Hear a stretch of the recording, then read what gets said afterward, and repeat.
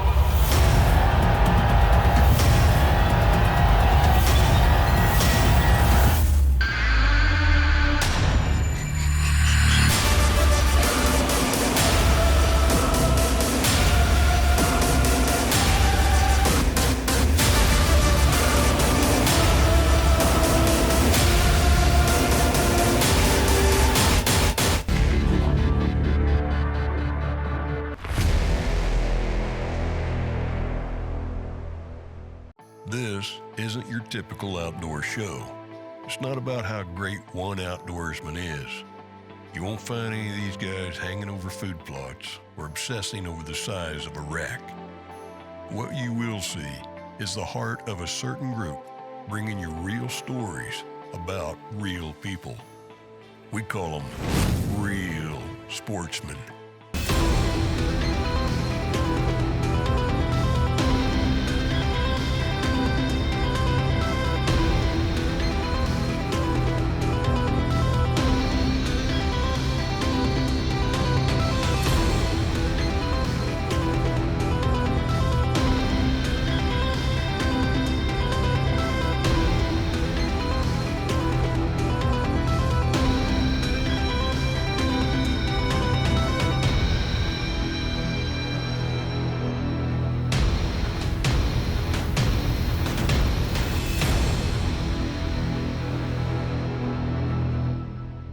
Reel Sportsman is brought to you by CW Wraps,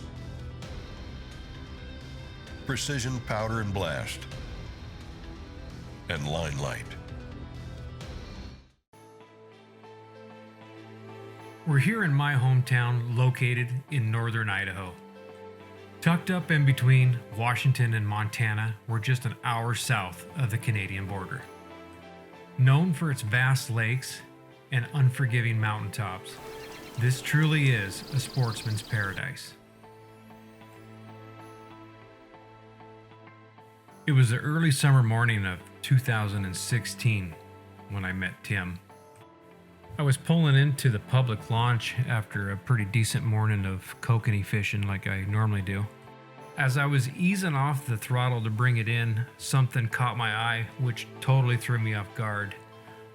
Threw me off so much that I almost damn near ran into the dock. Okay.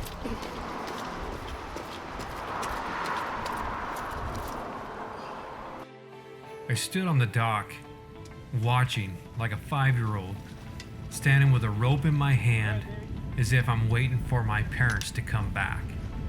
In total disbelief to what I was actually seeing, I was totally amazed.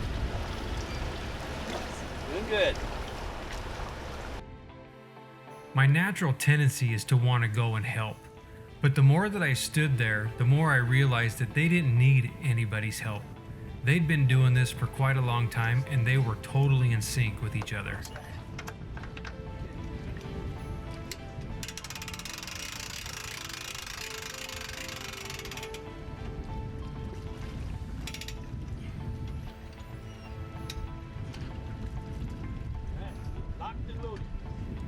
But the one thing that kept looming in my head was, how was it that he could fish? How did he maneuver his equipment in that boat? It was apparent he was a fisherman. But the things I wanted to know was how did he change out things like his lures or his bait? I knew at this point, this was a guy who I needed to find out about his story.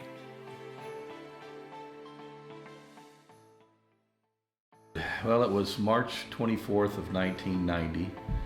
Pam and I had just gotten married December the 2nd, just before that. I was put on the yard extra board in the railroad, and that's basically like being unemployed with benefits. And so it was about 4:42 in the morning. We were putting a train together.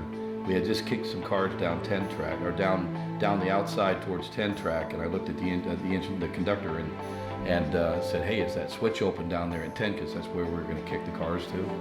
And I jumped off of the power, ran down there, caught the car, track switch was open, rode it through, set the brake, got on the radio and told him I was going to cross over to 6 track.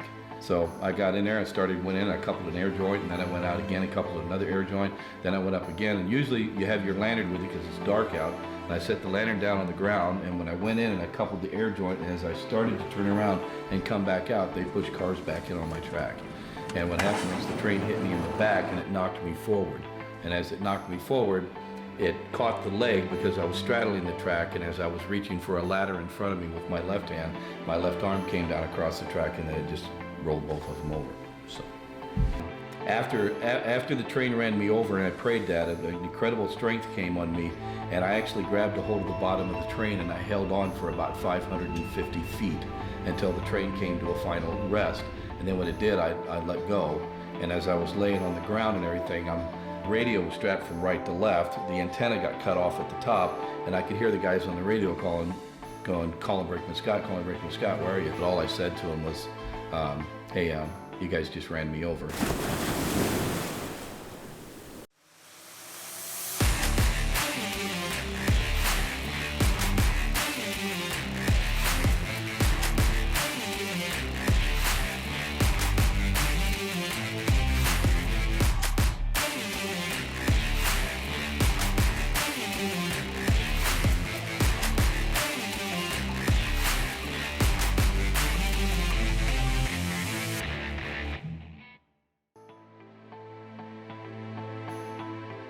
I remember thinking, God, I'm okay if he loses his arm this leg. I'm really okay. But I had one request, that it would live.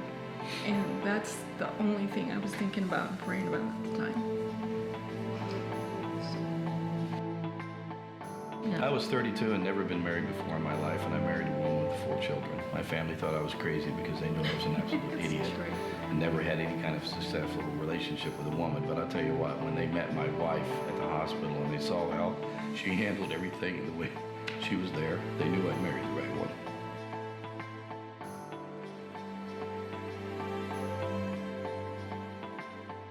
Okay. Put it right here and there, and hold that. I'll bring this. Woo-hoo! Every time that Tim and I ever discussed fishing, it always came back down to one lake that he had the most interest in. One that he really wanted to try to go ahead and tackle for himself. And that was Lake Pend Oreille. At over 43 miles long and 148 square miles of open water, it is the largest lake in Idaho. Most areas range up to 1,200 feet deep, making it the 5th deepest lake in the United States, which also makes it one of the most dangerous. At any given time, the weather can change and make it a disaster for any boater. With sweeping undercurrents, this lake has been known to get close to 8-foot swells. Unfortunately, over the years, many have become victim to this lake and its temper. But the advantage of having a lake with this type of depth, it makes it ideal for sailboats, and above all, submarines. Pend Oreille is also home to the U.S. Navy Acoustics Research Facility, specializing in small unmanned remote submarines. The Navy is able to go ahead and test out sonar capabilities in the depths of this lake. After the attack at Pearl Harbor during World War II, the United States military created the Farragut Naval Training Station, where it housed thousands of U.S. sailors preparing for any type of bombardment from the Empire of Japan.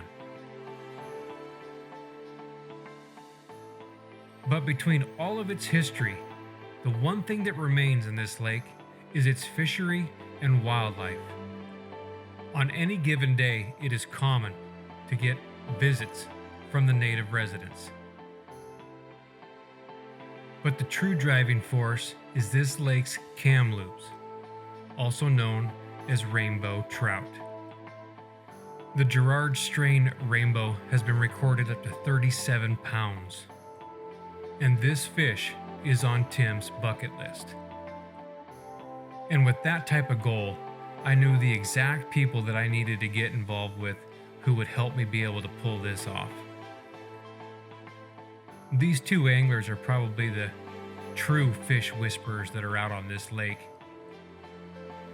They are true conservationists, and every fish that they catch is returned back into the water. We are now ready for Tim.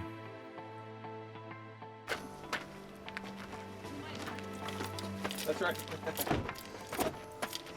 When you're ready.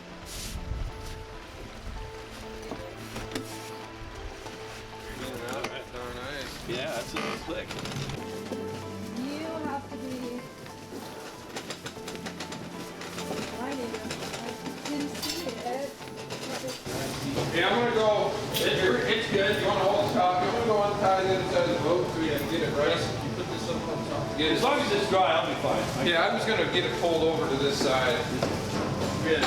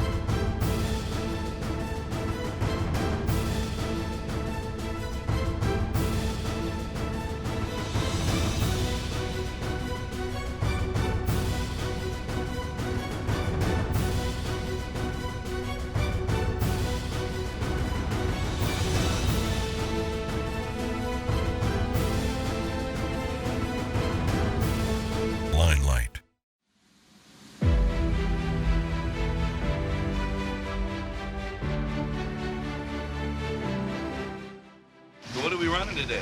We're gonna run some apexes, some limans, flasher, 3G setup. This one's pretty good this time of year. The fish are, we're trolling a little slower. You control the slower speed with this. Get good action. And then the limans too. The limans, you can run them anywhere 1.5 miles an hour all the way up to 3 miles an hour. Okay. Now which ones are those? This is the liman here. The liman? Right. Okay.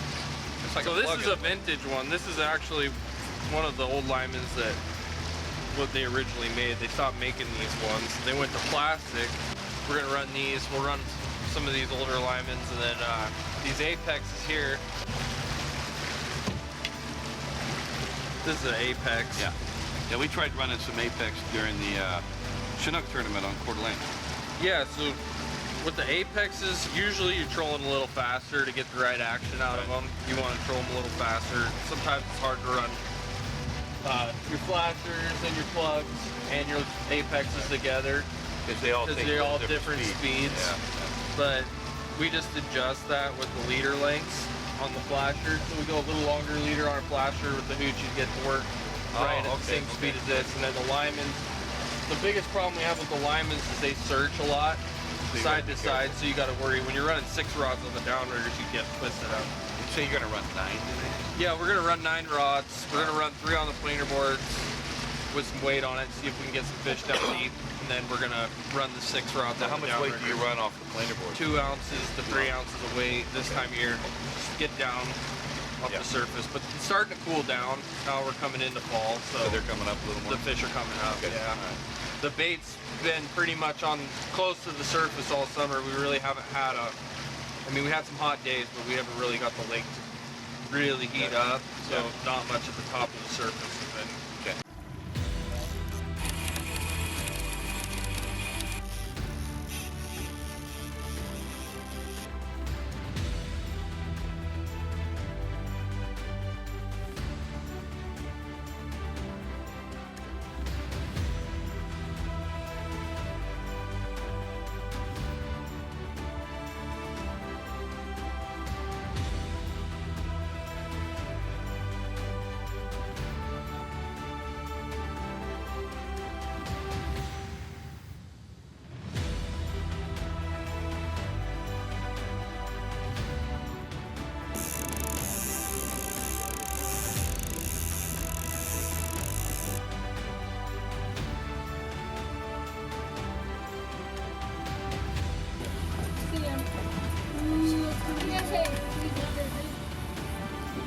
That's a Mac. Where do you want me to take it? Just lift him right up here.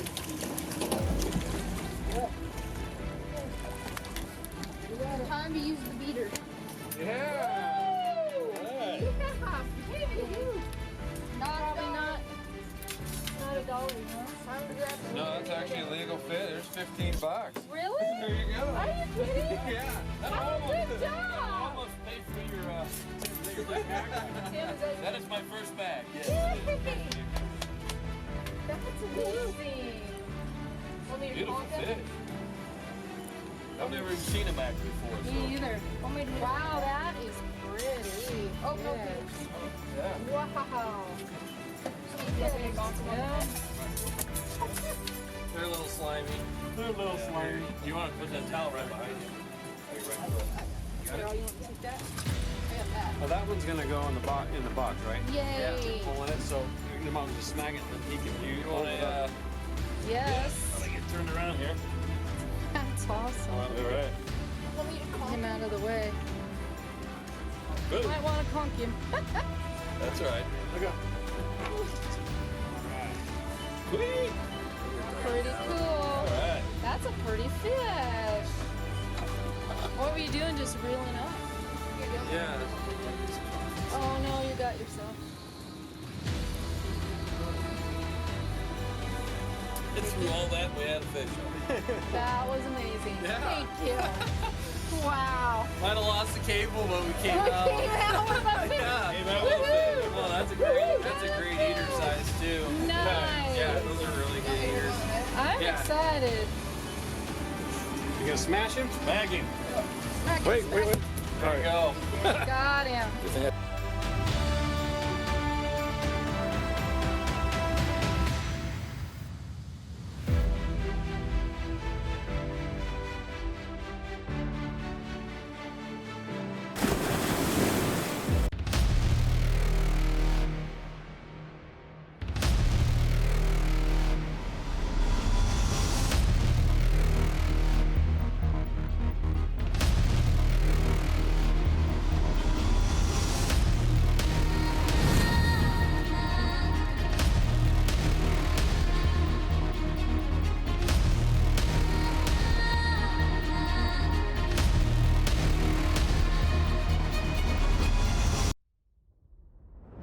For most anglers, we all set out with really high hopes of catching something decent. But a lot of times, stuff's gonna happen that is just out of your control.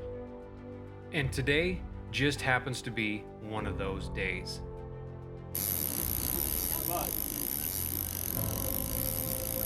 Oh shoot, I got a fish on that. Oh, there's two. It is Oh yeah, bottom. there is another one. There's on two of them? They should be doing their own thing right now. Oh, okay. Big color. Okay, well this is a fish, Tim, so here. This is a nice fish. Let me get over there just in case. Oh. Hey, your ball's hanging up there, Jim. Okay, reel it. Hit the auto up. For some reason I don't have #1 going here.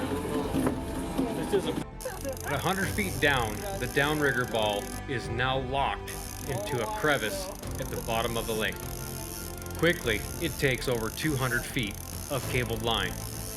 Unfortunately, we lost the ball and over 200 feet of cable. The guy that was right next to him telling us all about it, sitting there with his phone video, eh? There's an old superstition that most fishermen believe in, and that's the one about bananas. The stories originated back in the 1700s in the Caribbean Sea. Probably the most reasonable suggestion is that bananas provided a way for venomous spiders to get on board the cargo ships. And this is an omen my cameraman had no idea about. Seriously, go for it. Dude, I can't. Todd brought bananas. Why not? On the boat. You've always brought bananas. Bye-bye. Problem solved. I owe you 3 bananas. It's all right. With the bananas now off the boat, we're back in business. But we're not really catching what we're actually after. Oh, look at that. That's a beautiful cut through. Wow. Yeah, really nice. Did I just stop? Yeah, good right there. Okay. Definitely need the coat. Oh, look at it. That's beautiful. I can't believe you ate that friggin' big old thing. Yeah. That big old lure. Oh, right in the eye.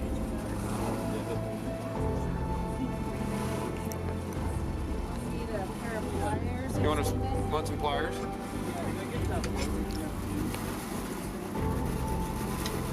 Yeah, what I do is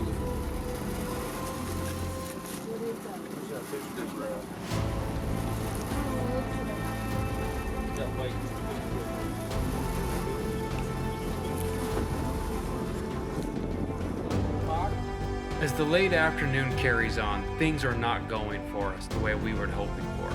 The water is too warm, the fish are down way too deep, and we're just not being able to find them. We've had too many mishaps happen between losing downrigger balls and cable, and at this point, water is starting to get a little bit rougher and things are starting to pick up. We got a storm coming in, and the only thing that we can really hope for is that tomorrow is going to be a better day.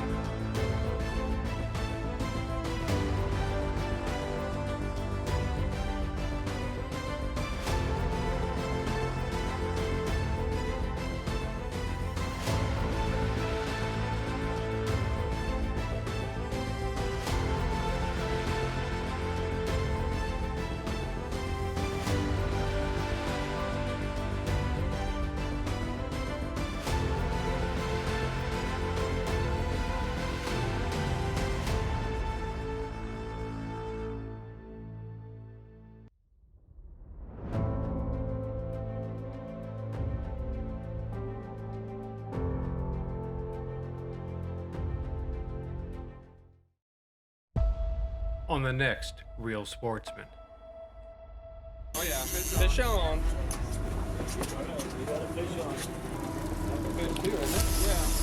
You got 2 of them? We got a double. Let me go switch me sides. Yeah, that's a nice fish. He's gonna. Yeah, nice one. Go ahead, just hold it on. Yeah, just shove it in. Okay. Here, you know. Yeah, that's a fish. Fish on.